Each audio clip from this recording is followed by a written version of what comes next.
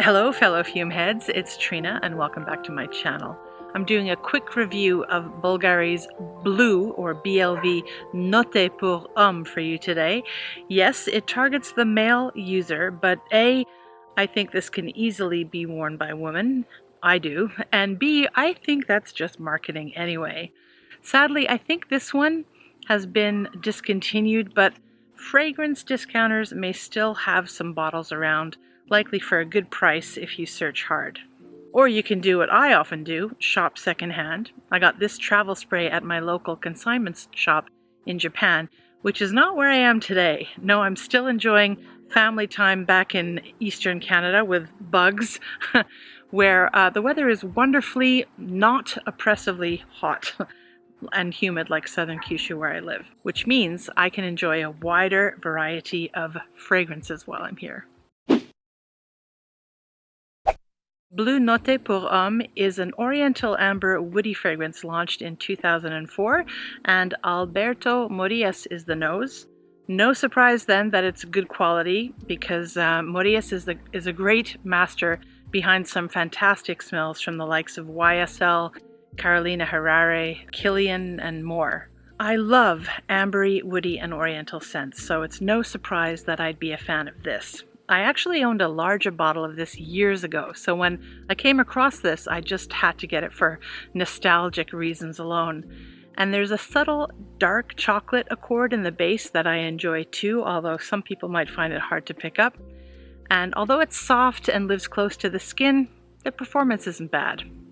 Apparently this is a lady killer scent, but I've only ever smelled it on myself, so perhaps I'm well versed in self-seduction. Here are the notes.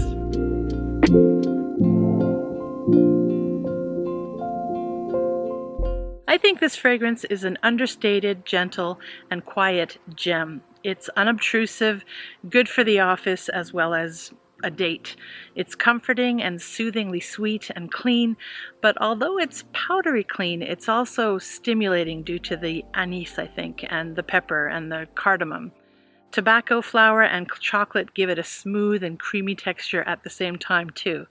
There's no citrus in here as far as I know, although I've heard otherwise from some other reviewers, but I don't get citrus. And that's interesting, as so many pour homme fragrances tend to favor that kind of freshness that comes from citrus. It's not barbershoppy to me, and yet it's a little older and refined, but doesn't smell dated.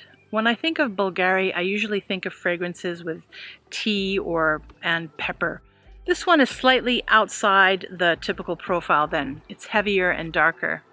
The end dry down, I have to say though, is not as exciting as the top, although the middle it's pretty linear for the most part. It's tame and it lives close to the skin for most of its life, but the longevity is above average. Now, some of you might think this lasts way above average, but not for me. Scents don't tend to last so long on me for whatever reason, dry skin perhaps. If you find it for a good buy, which you might be able to do, I wouldn't say no to picking up a blind buy of this to switch up your fragrance wardrobe a little. But then again, as this one is a little bit floral, a little bit spicy, and a little bit soapy at the same time, with that weird undercurrent of chocolate if you can perceive it, it's perhaps a little polarizing too, so maybe it doesn't make for the best blind buy for some of you. Depends on the price and what your needs are, but I like it. The spice, lavender, and woods in here are probably what give it a masculine profile, and if that's not your vibe, apparently the female version of the scent, Blue Notte pour Femme, also has galangal, tobacco blossom, and dark chocolate. But I wonder if it's as good as this. You know, I tend not like the floral so much. Comment below if you know. Okay, my lovelies, that is it. See, told you it'd be short today. I'll see you in my next video. Smell you later.